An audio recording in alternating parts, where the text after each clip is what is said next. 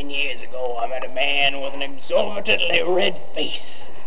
He played softball and floor hockey in a team in Flint, Michigan. Now, this boy had a series of rashes on his face that during different seasons of time, they would inflate and recolor into a variety of hues and saturation.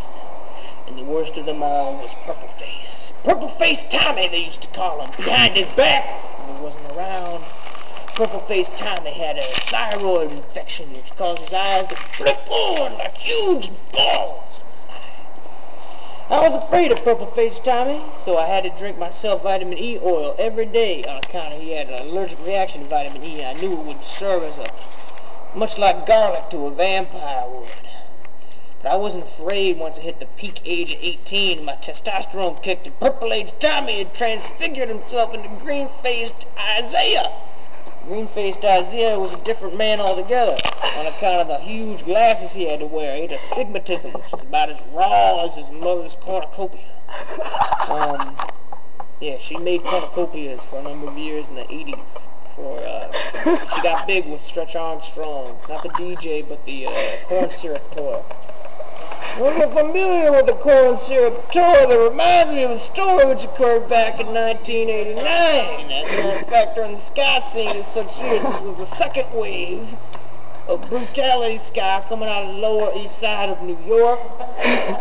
I wore boots back then because I was a moon stomper, and there were like several gentlemen in my area who played upstrokes and a few downstrokes.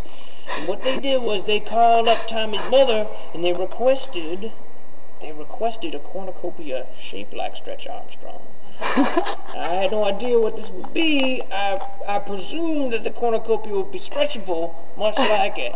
But as it turned out, the cornucopia was actually made of syrup and goo, solidified using some sort of a blow-drying technique. And this went on to fund communities all across Southern California and New Mexico. And there was a congregation of kids who paid, that we got them into high school. It was a private high school, but they were able to afford it.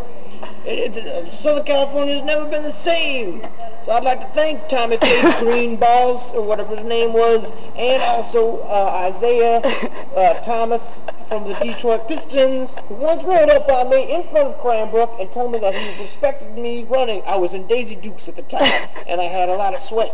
I was sweating. And, yes, he had his children in his car. 2 days later, Isaiah Thomas purchased the Raptors. I rest my case.